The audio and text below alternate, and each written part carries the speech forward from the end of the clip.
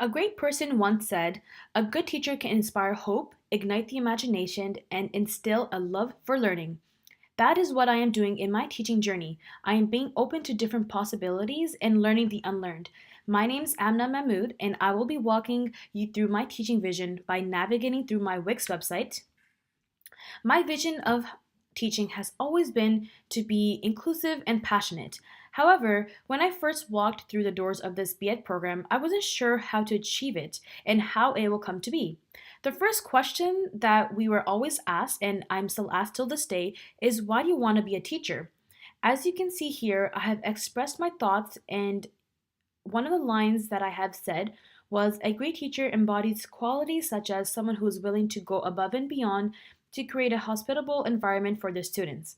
For me, this was something I always wanted to achieve, but never solidified it until semester two.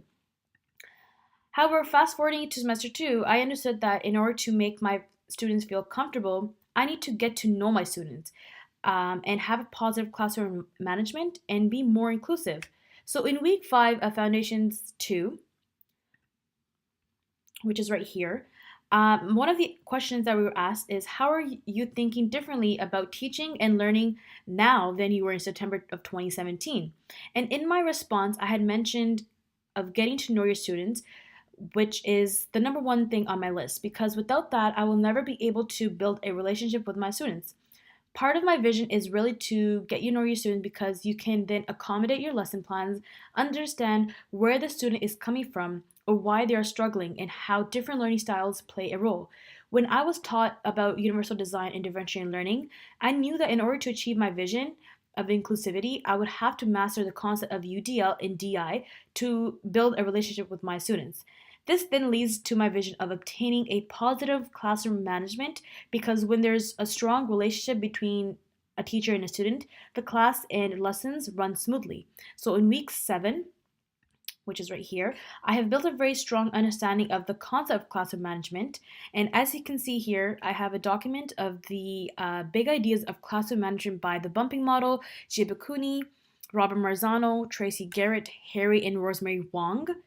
And for me, Marzano's and Harry Rosemary Wong's big ideas related to my vision the most. I say that because creating a safe environment for my students and making sure they feel valued and safe is the number one thing.